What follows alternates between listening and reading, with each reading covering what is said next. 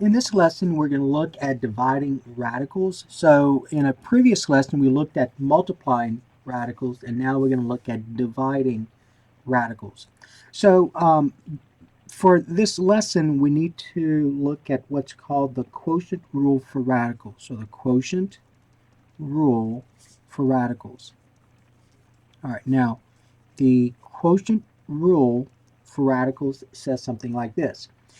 If you have the square root of a divided by the square root of b, then since the indexes are the same, then I can write this as the square root of a divided by b.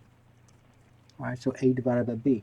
And we are just looking at square roots here. So the same thing would apply for cube roots, fourth roots, and so on. As long as the index is the same, then we can just say that's going to be the square root of a divided by b. And so you can go this way and you can go this way as well. All right, so that's going to take us to something like this. We're going to look at a simpler example. And so the directions will say something like this. It'll say something like rationalize the denominator. And we're going to talk about what that means. All right, or it may say simplify. And in either case, you got to make sure that your fraction, the denominator, is rationalized. And again, we'll look at what that means. Okay.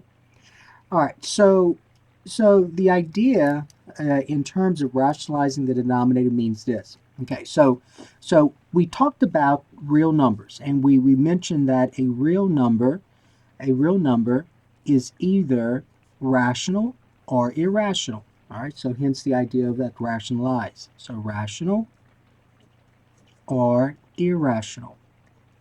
All right, so a rational number, you have to remember, is a number that can be written in the form a over b, where a and b are integers. Okay, a and b are integers, but b cannot equal 0, because remember, you can't divide by 0. All right, so a and b are integers. So some examples of rational numbers would be, let's say 5. 5 is a rational number because I can write 5 as 5 over 1, right? And 5 and 1 are integers. All right, so another example would be something like 2.6. So a decimal that terminates. A decimal that terminates is a rational number because I can write 2.6 as 2 and 6/10, which can be written if you write this as an improper fraction. 10 times 2 is 20 plus 6 is 26 over 10, right? Okay, so another example would be negative 3/8. That's a rational number. Negative 3 is an integer. 8 is an integer. Another one would be 0. 0 is a rational number. Another one would be like 2.6 with the bar. Now remember, that little bar means that the 6 repeats.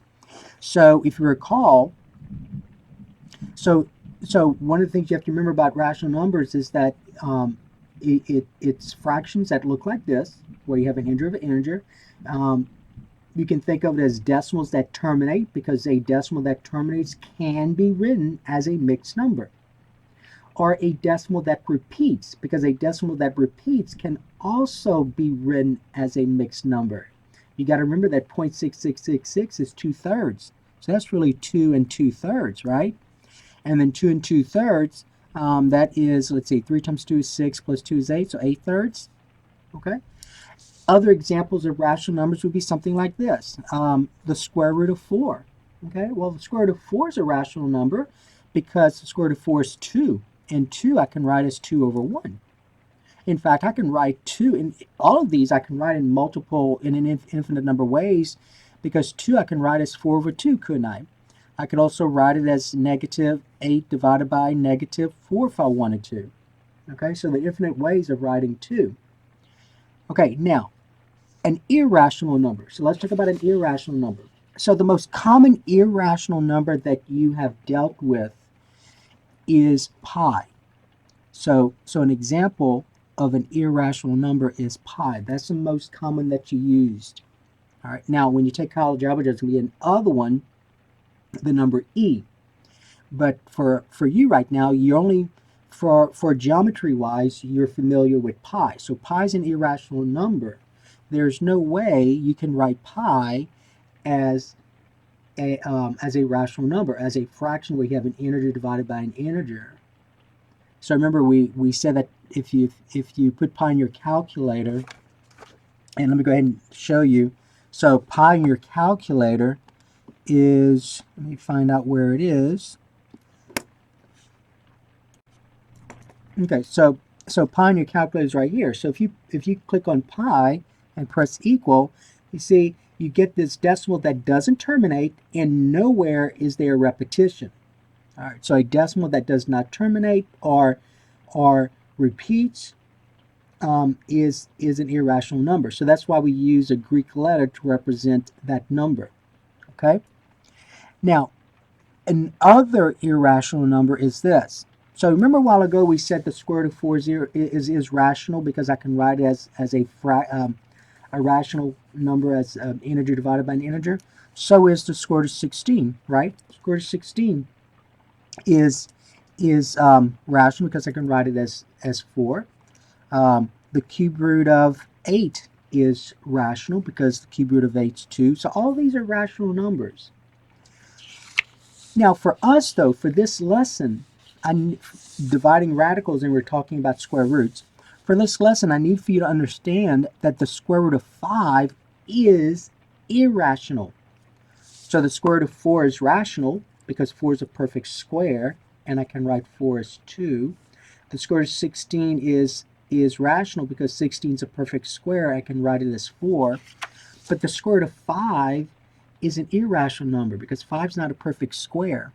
In fact, if you look at the square root of 5, I'm going to go ahead and do that, square root of 5, notice you get a decimal that does not terminate, and nowhere in here do you see a repetition. Okay?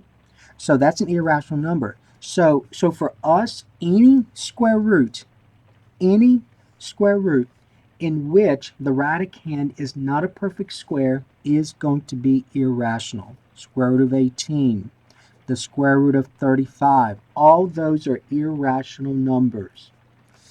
Rational numbers, square root of 25, square root of 49, square root of 64, all those are rational numbers because each one of those are perfect squares. Okay, so that's what I needed you to understand for us in terms of this lesson. So these are rational numbers. These are examples of irrational numbers.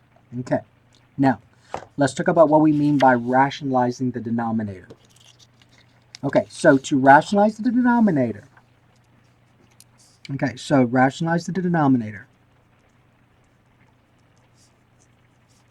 We're going to start out with a simple example that you had in a previous course.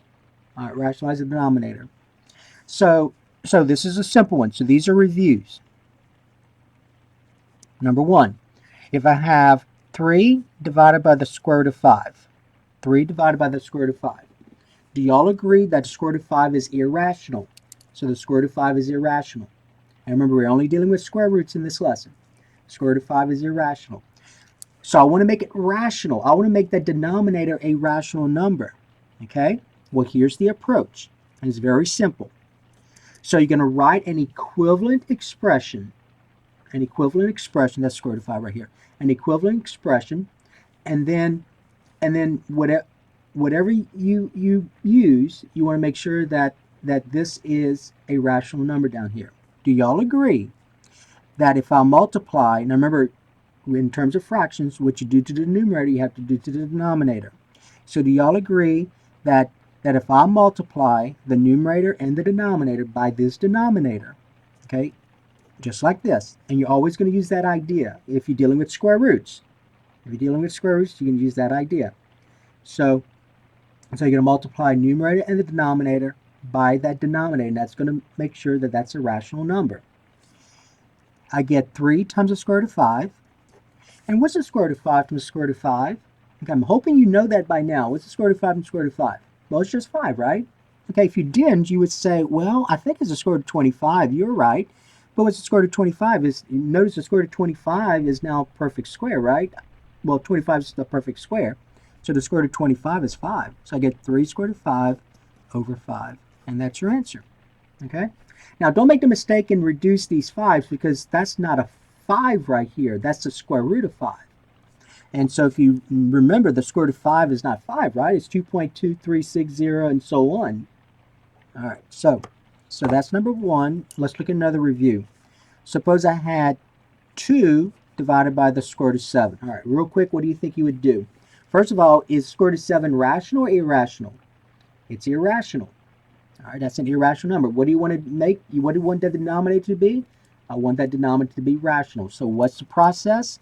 What's our procedure? Well, I'm going to take this fraction, and oops, that's a 7, and I'm going to multiply both numerator and denominator by that denominator. And that's going to make sure that this is going to be a rational number. So my answer is going to be 2 square root of 7 divided by, now, so it'll be 2 square root of 7 divided by, I'm hoping that you realize that the square root of 7 to the square root of 7 is 7. But if you didn't, you would say, well, that's going to be the square root of 49, right? And what's the square root of 49? 7. So there's your answer. Okay? One more. Let's suppose we had 4 square root of 5 divided by the square root of 2. 4 square root of 5 divided by the square root of 2. All right, no big deal. If we can do the first two, we can do this too. Is the square root of 2 rational or irrational? It's irrational. What do you want to make it? Rational. All right, so I'm going to go ahead and rewrite this. What do I need to multiply numerator and denominator by to make this a rational number? The denominator. So square root of 2, square root of 2. Now remember, that process only works if it's square root. Okay, now look at the numerator. I have 4 times the square root. What's the square root of 5 times the square root of 2? It's the square root of 10. Divided by, what's the square root of 2 times the square root of 2? If you don't know it's 2, then you need to say the square root of 4. Well, what is the square root of 4? It is 2. Okay, now reduce if you can. So these I can reduce. Now be careful. I can't reduce the 2 and the 10, so don't say this. Don't say this. That's wrong. That's wrong. Because that's not 10. 10 divided by 2 is 5. Okay? But the square root of 10 divided by 2 is not the square root of 5. So don't say that. All right? So that's not true. Because that's not 10 up here. That's the square root of 10. So don't make that mistake. But I can reduce the 2 and the 4. That I can do. And the reason I can do that is because I want you to think this. Do y'all see I can write this as 4 over 2 times the square root of 10? And then I can reduce these like that. All right, so that you can reduce. So the answer is 2 square root of 10. That's the answer. All right, so you can reduce these two. Okay? All right. Now, here's what I need you to think about now. All right, so we know how to deal with just numbers. Now we're going to look at variable expressions. All right, so here, so let's look at this. Suppose I had, let's say I had the, okay, so let's suppose we had the square root of 16x, the square root of 16x in the numerator divided by y to the 10th. All right. Now, remember our property a while ago, the quotient rule for radicals. Quotient rule for radicals. So you see how this right here looks like this? So I can go backwards. So what I want to do here is this.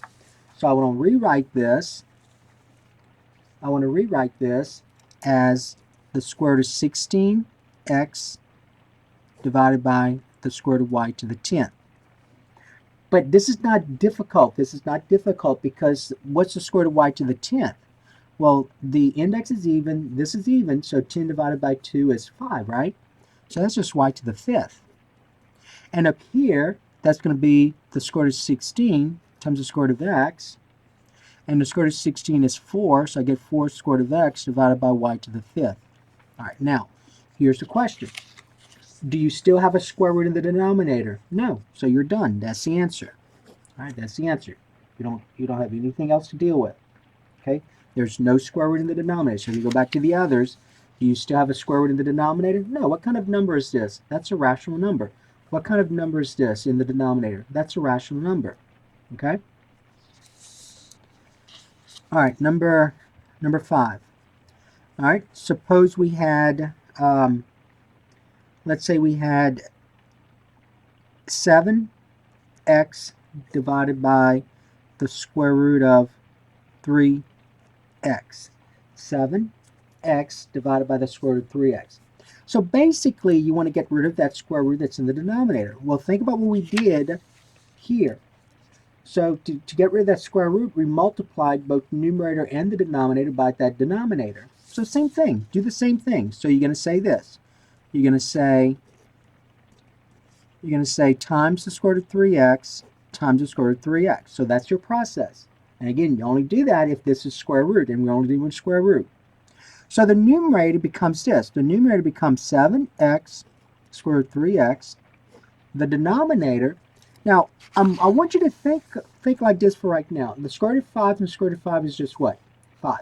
The square root of 7 to the square root of 7 is just what? 7. The square root of 2 to the square root of 2 is just what? 2. So whenever you're multiplying square roots and the radicands are the same, it's just a radicand. Whenever you multiply square roots and the radicands are the same, it's just the radicand. So what do you think is the square root of 3x and the square root of 3x? I'm hoping you say 3x, okay? Because that's what it is. It's 3x. But if you did not, then let's multiply. 3x and 3x is what? Well, that's going to be the square root of 9x squared. All right, now let's think about 9x squared. Let's go over here and do that. Square root of 9x squared. That becomes the square root of 9 times the square root of x squared. What's the square root of 9? 3. And what's the square root of x squared? X. So that's 3x. So that becomes 7x square root of 3x divided by 3x. Okay? Now remember, you can reduce the x's here. So let me go ahead and rewrite this over. So I can divide these out, and your answer is going to be 7 square root of 3x divided by 3. All right, so that's your answer. So now look at your denominator. Your denominator no longer has a square root in it. And that's what you want. You don't want it with the square root. It's okay to have a square root in the numerator, but you don't want it in the denominator. Okay? So if you look at all my numerators, I have a square root in the numerator, but not the denominator. Square root in the numerator, but not the denominator. So that's what it means to rationalize the denominator. Make that denominator a rational expression without a square root. Okay? All right, let's look at another one like number 5. So number 6, so let's suppose in number 6 we have this. We have 15x divided by the square root of 7x. All right, let's do one more like that. So 15x divided by the square root of 7x. All right, so remember, you want to rationalize the denominator. So in other words, you don't want a square root down here. It's okay to have it in the numerator, but not here. All right, so remember the process. We're going to multiply both numerator and denominator by the denominator. And since these are square roots, remember our process only applies if these are square roots.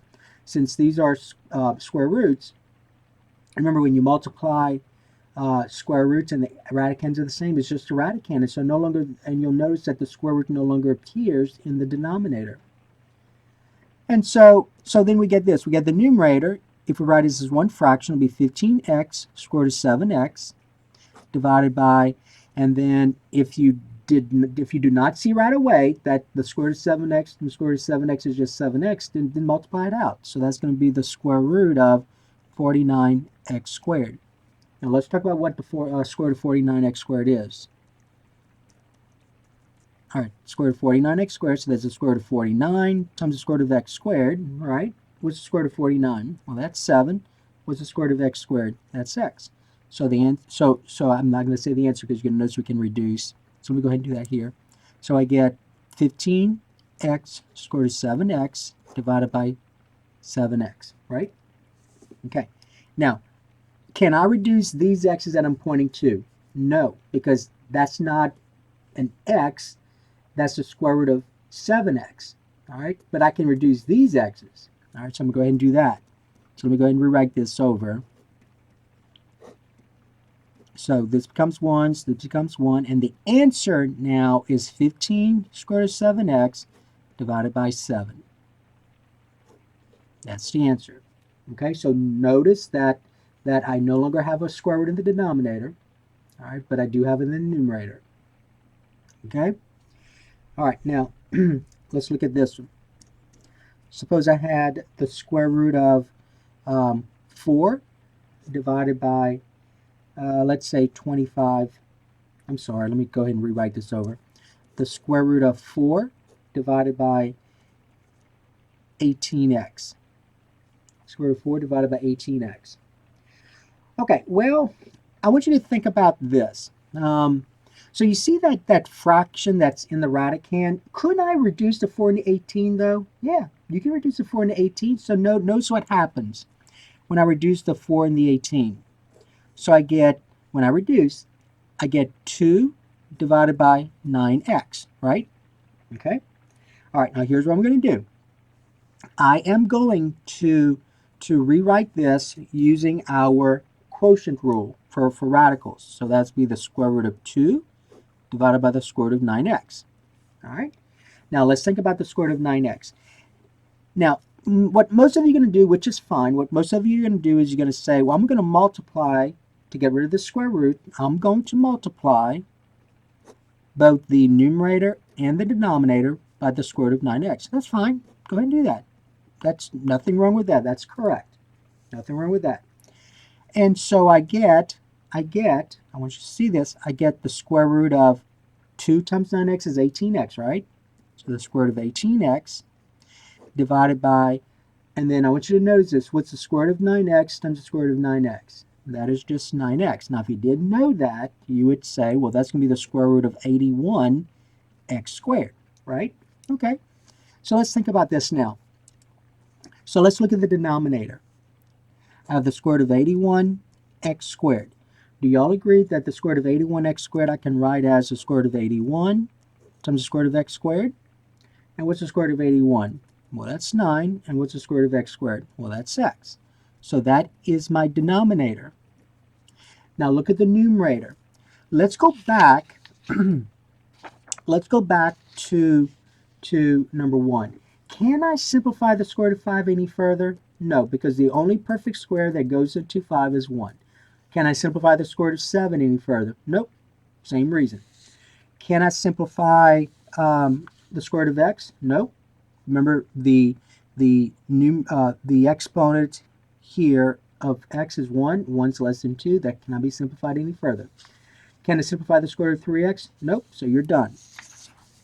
Can I simplify, in number 6, can I simplify the square root of 7x further? Nope. You're done. Over here, though, can I simplify the square root of 18x? Yes, you can, and here's why. Let's look at the square root of 18x. Think about this. Do y'all agree that the square root of 18x, and the reason you can simplify is for this. I can write a square root of 18 times the square root of x. What perfect square goes into 18? 9.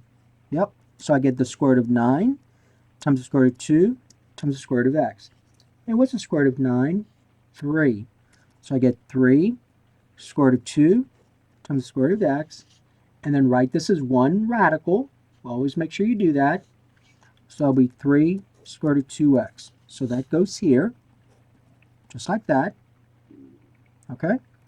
And then notice I can reduce the 3 and the 9 here.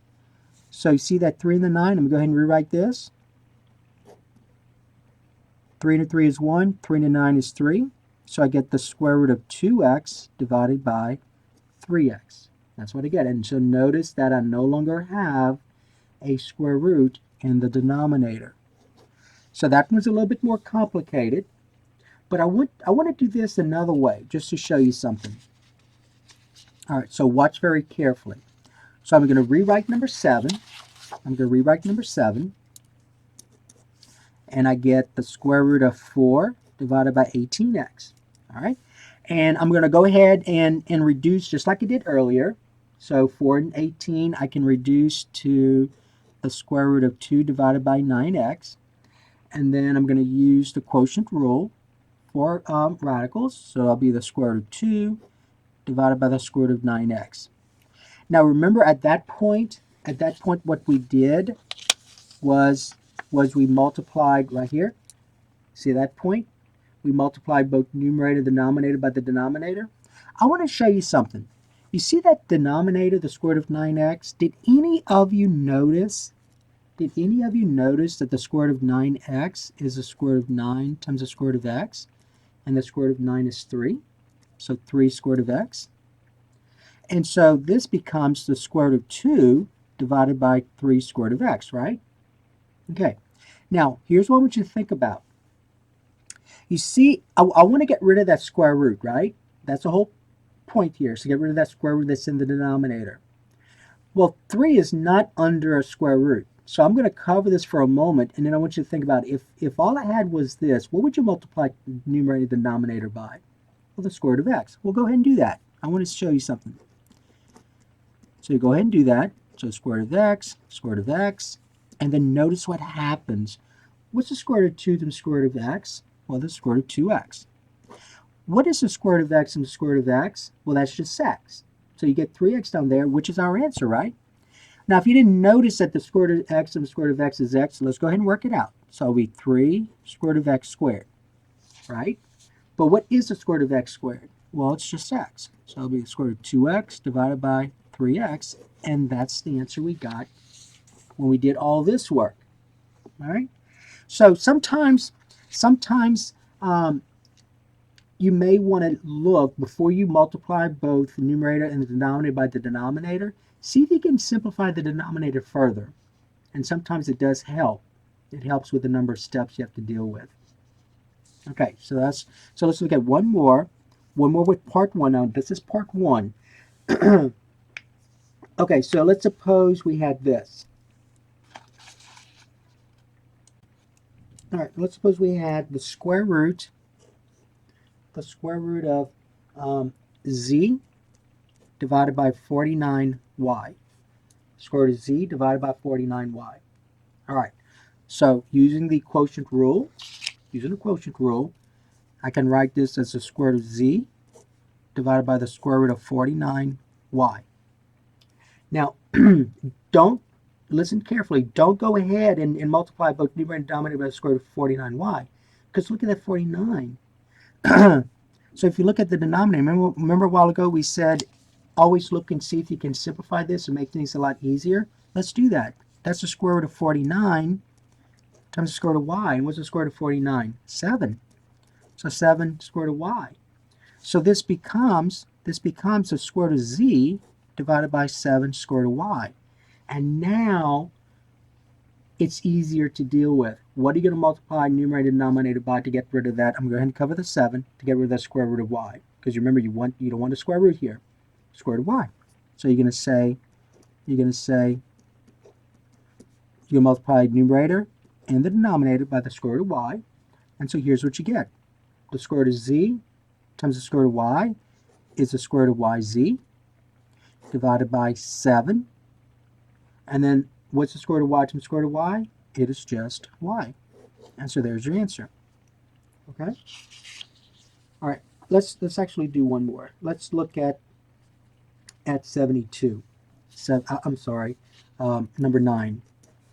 You have the square root of x divided by 20y. So it's kind of like this one.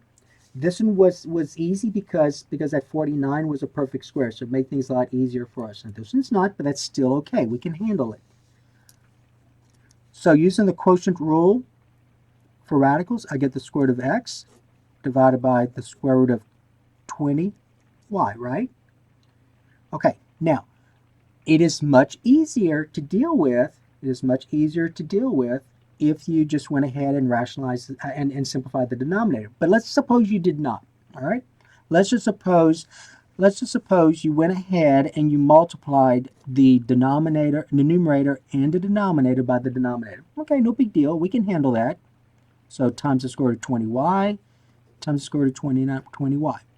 Remember, the whole point of doing this is to make the denominator no longer have a square root. Okay? So over here, when I multiply the numerator out here, I get the square root of 20xy, right? Okay. Now, what's the square root of 20y times the square root of 20y? Well, that's just 20y, right? If you did not know that right away, and I keep saying that, if you did not know that right away, then let's think. The square root of 20y times the square root of 20y is the square root of 400y squared. And 400 is a perfect square. So the square root of 400 is 20. And the square root of y squared is y. So notice the 20y. Okay?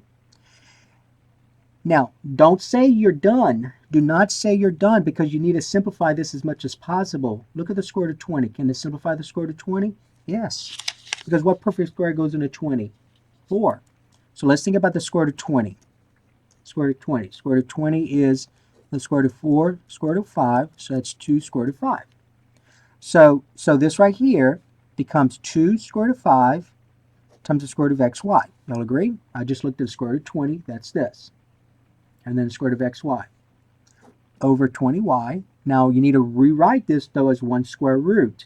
So that becomes 2 square root of 5xy divided by 20y.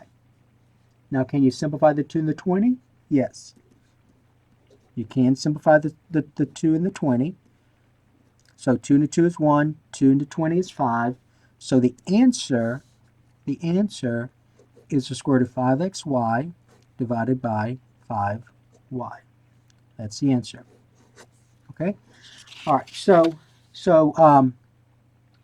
let's do number 9 again, but at this point, remember how we went ahead and we just multiplied both numerator and denominator by the denominator?